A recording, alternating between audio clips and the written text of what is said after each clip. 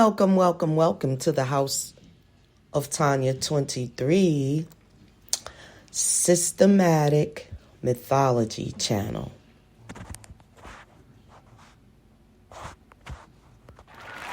Yes. You'll have to excuse me for a moment. I was just grabbing my notes and everything. So tonight, as you can see, the caption, the title of tonight's mythology story is called Yahweh's Divorce from the Goddess Ashirah in the Garden of Eden. My sources come from mythologymatters.com, and this was published October 6th, 2014. And it goes as such. Hebrew Bible scholars, let me get comfortable because this is going to be good.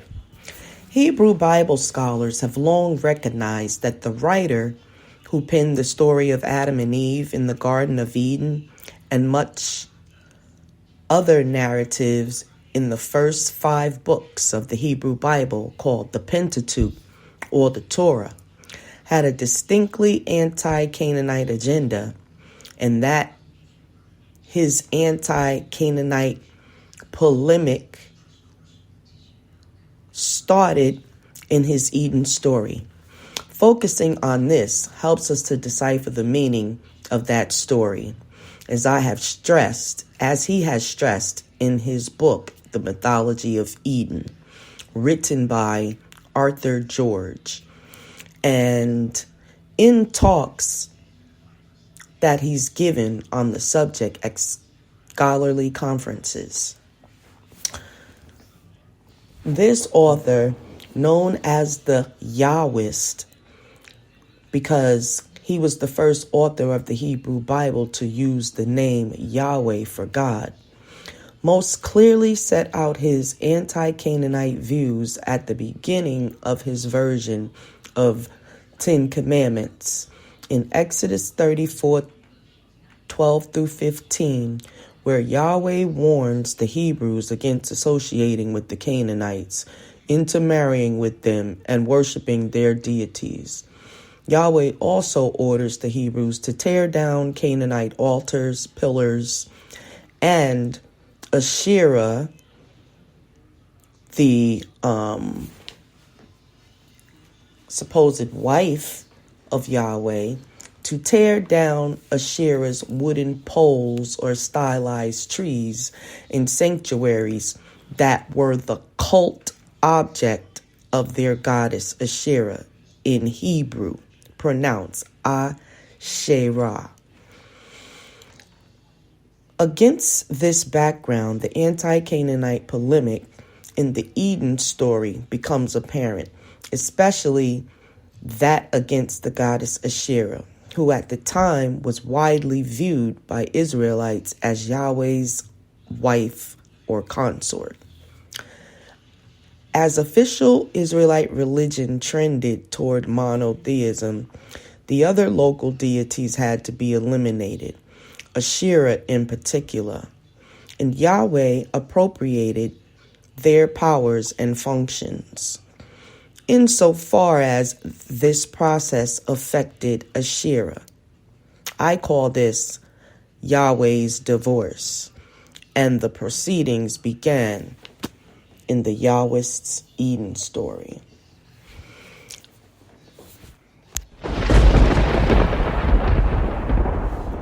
Before the rise of Israel, Ashirah was the wife of El, the head god of the Canaanite pantheon. According to the archaeological evidence, the people who became Israelites were mostly native Canaanites who settled in the hills of what is now the West Bank. While it seems that small but influential groups also migrated there from the south, in the Median, which is in and around the Araba Valley in Sinai, As the Bible itself testifies, that is where Yahweh veneration appears to have originated, and in a process that in this respect resonates with the Moses story. The migrants introduced Yahweh to the native Canaanites who were becoming Israelites.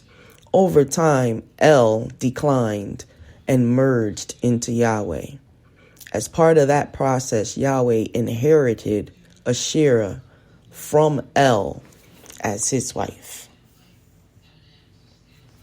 The Hebrew Bible refers to Asherah directly or indirectly some 40 times, always in negative terms, so she must have been a challenge. Most references are indirect to the Asherah poles that symbolized her, but a number of them clearly enough refer directly to the goddess Ashirah. Here are some scriptures where they are located. Judges 3 and 7, 1 Kings 15 and 13, 1 Kings 18 and 19, 2 Kings 21 and 7, 2 Kings 23 and 4 through 7, and the second chapter of Chronicles. Second Chronicles chapter 15 verse 16. Yes, evidently she was part of traditional official Israelite religions. For an Asherah pole even stood in front of Solomon's temple for most of its existence, as well as in Yahweh's sanctuary in Samaria. There is also much extra biblical evidence of Ashirah in Israel from the time of the judges right through monarchical times, including in paintings, drawings, pendants, plaques, pottery, possibly clay, pillar figurines, cult stands, and inscriptions. Several inscriptions specifically refer to Yahweh and his Ashirah. It is not entirely certain whether the goddess herself or the Asherah pole symbolizing her is being referenced there. But either way, ultimately the goddess is meant, and she is being linked with Yahweh. The Yahwist and other biblical writers could not accept the presence of this goddess as a deity in Israel, much less as the wife of Yahweh, who they specifically depicted in non-sexual terms. So they declared war on her, in part by mentioning her existence sparingly in the Bible, by referring to her as Ashirah's negatively when they did mention her, and by waging a polemic against her by allusions that would have been clear to Yahwist's audience. These tactics are apparent in the Eden story, from the kinds of symbols used and the trajectory of the narrative. These symbols include the garden sanctuary itself, the sacred trees, the serpent, and Eve herself, a goddess figure. In ancient Near Eastern myth and iconography, sacred trees, goddesses, and serpents often form a kind of trinity because they have substantially overlapping and interchangeable symbolism and are often depicted together.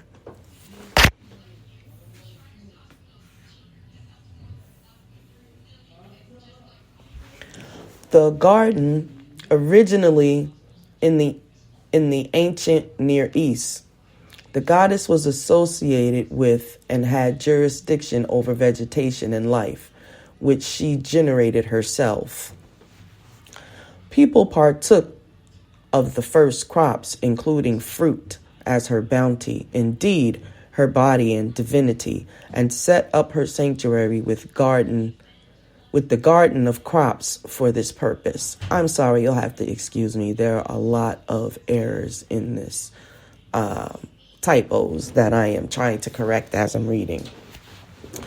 Such a sacred garden sanctuary was estate over which she exercised jurisdiction.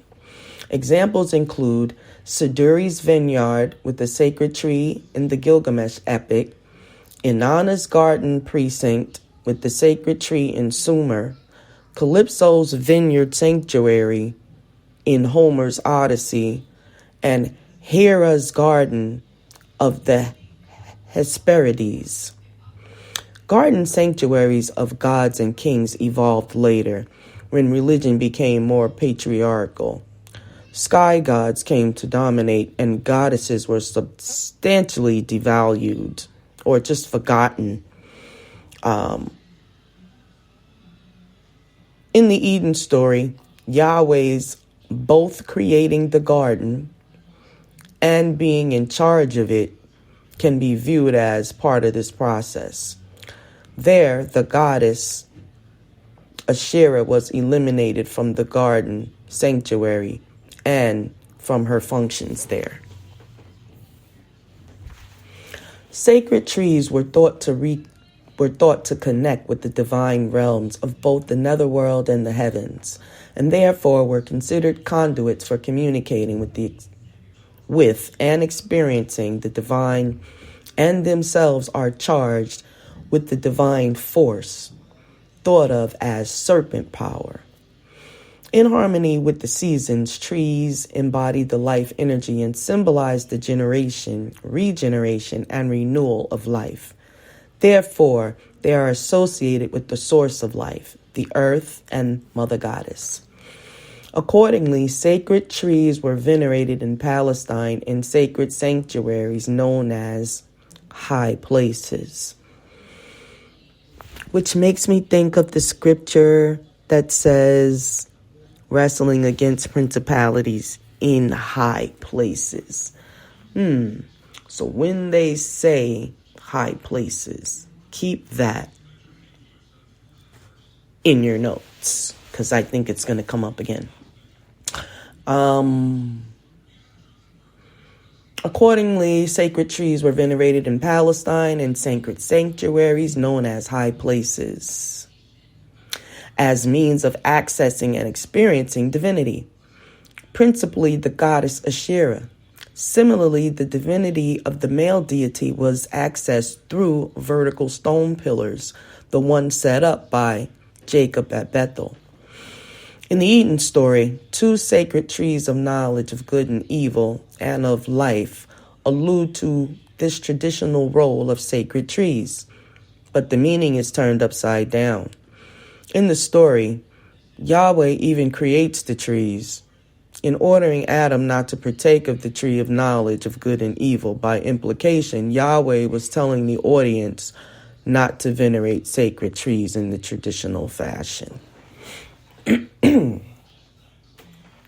And in any event, the theretofore divine knowledge of good and evil that was acquired through eating the fruit is linked with Yahweh, not any goddess.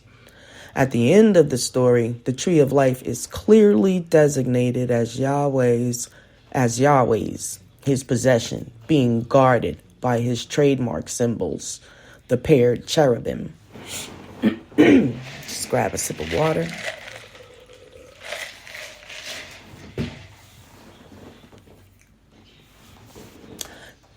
Let's talk about serpents. Serpents in the ancient Near East. Serpents had both positive and negative connotations, and in the Eden story, the Yahwist played on each. In its positive aspect, the serpent represented the divine force itself, responsible for creation, life, and rebirth, as symbolized by its constant shedding of its skin. This, and the fact that it lives within the earth, the netherworld, made for a natural association with the Mother Earth goddess. As a result, the serpent was venerated as having divine powers and was used in rituals, including in marriage, to secure conception of children and to maintain health. Serpents were also considered wise and sources of knowledge, and thus were used in divination. The Hebrew noun for serpent, nahas, connotes divination. The verb nahas means to practice divination and observe omens and signs. Hence, the serpent's connection with transmission of the knowledge of good and evil in the Eden story. This good serpent was typically depicted in an upright or erect form, as in the case of the Egyptian erect cobra, Moses' bronze serpent on a pole, and the serpent on Asclepius' staff, now is the symbol of our medical profession. They all first got the symbol from ancient Egypt, though. Let's just note that. First, okay? But the serpent also was represented negatively as unrestrained divine power, which produces chaos, which is evil. Therefore, in creation myths, the serpent dragon represents the primordial chaos that must be overcome in order to establish the created cosmos, known as the dragon fight motif. The primordial chaos serpent is most often a serpent dragon goddess, Tiamat in the Babylonian Enuma Elish, or her proxy Typhoon was the creation of Gaia. The serpent in this evil aspect is most often depicted horizontally. In the Eden story, our author used this negative aspect while parodying the traditional positive associations which Yahweh appropriated. Thus, in the story, the serpent connotated chaos and symbolized the chaos in Eve's heart as she deliberated. At the end of the story, Yahweh cursed the serpent and flattened its posture, compared with the upright, erect posture it had when talking with Eve. As a result, Yahweh was victorious over the serpent and chaos, and by implication, the goddess, in a mini version of the above-mentioned dragon fight motif. So Yahweh got into a literal fight with the serpent and the goddess and was victorious. Okay, let's move on. The goddess. As noted by numerous biblical scholars, the goddess is also seen in the future of Eve herself, the last figure in our trinity of tree serpent goddesses. In the Eden story, she is given the epithet, the mother of all living, an epithet like those given to various ancient Near Eastern goddesses, including Siduri, Ninti, and Mami in Mesopotamia, and Ashirah in Syria/Palestine. Eve's actual name in Hebrew is Hawa. Besides meaning life, for which goddesses were traditionally responsible for, is also likely wordplay on an old Canaanite word for serpent, Heva. Okay? Eve's actual name in Hebrew was Hawa. That's Hawwa, and it has a little caricature over the A. Now, what is being said is it's likely wordplay on an old Canaanite word for serpent, which is Heva. Makes sense. Heva. You see the slight change there? Okay. The name of the goddess Tanit, the Phoenician version of Ashirah, means serpent lady, and she had an epithet, Lady Hawat, meaning lady of life, which is derived from the same Canaanite word as Eve's name Hawa. At the end of the story, Eve is punished by having to give birth in pain, whereas goddesses in ancient Near East gave birth painlessly. Further, in Genesis 4:1, Eve needs Yahweh's help in order to become fertile and conceive, a reversal of the goddess's power and function. Indeed, Eve is even created from Adam. Adam's only fault was listening to Eve in order to attain divine qualities, allegedly. Here the Yahwist may be alluding to the goddess veneration, saying not to worship her. This seems to be one reason for the punishment consisting of the woman's subjugation to man in Genesis 3:16.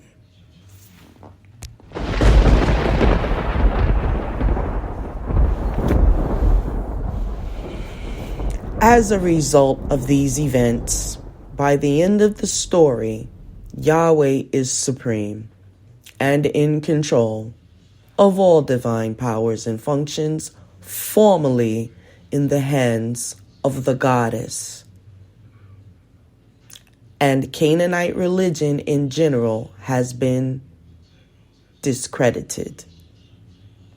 Yahweh is in charge of the garden, formerly the goddess's province, from which chaos has been removed. Sacred tree veneration has been prohibited and discredited, while Yahweh appropriates and identifies himself with the tree of life. See Hosea 14, verse 8, where Yahweh claims, "I am like an evergreen cypress. From me comes your fruit." The serpent has been vanquished, flattened, and deprived of divine qualities, and thus is not worthy of veneration, and enmity has been established between snakes and humans.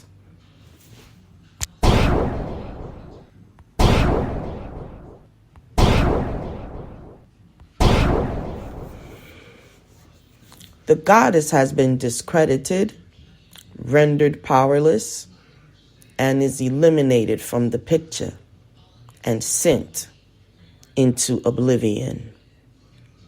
Yahweh's divorce from her has been made final, at least in that author's mind. But in fact, she persisted, and her equivalents in the psyche inevitably have persisted to this day, as they should.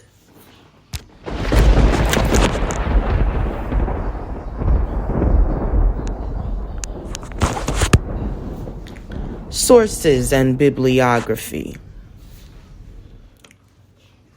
Bob Becking de Castro, Only One God, Monotheism in Ancient Israel and the Veneration of the Goddess Ashirah, London, Sheffield Academic Press, 2001. Billing Nils Newt, The Goddess of Life in Text and Iconography, Uppsala, 2002. William Dever, Did God Have a Wife? Archaeology and Folk Religion in Ancient Israel, 2005. Arthur George and Elena George, The Mythology of Eden, Lanham, Maryland, Hamilton Books, 2014. Judith Hadley, The Cult of Ashirah in Ancient Israel and Judah, Evidence for a Hebrew Goddess, Cambridge, UK, Cambridge University Press. Othmar Keel and Christopher Eulinger, God, Goddesses, and Images of God in Ancient Israel. Kikawada Isaac Kikawada, Two Notes on Eve, A Journal of Biblical Literature. Saul Alian, Asherah and the Cult of Yahweh in Israel. Raphael Patai, The Hebrew Goddess, Wayne State University. And Howard Wallace, The Eden Narrative, Atlanta Scholarly Press. Thus ends this first episode of the House of Tanya 23's Mythology channel. Stay tuned for episode 2. And always use your own mind. Venerate who and what you want. You are a sovereign human being of earth.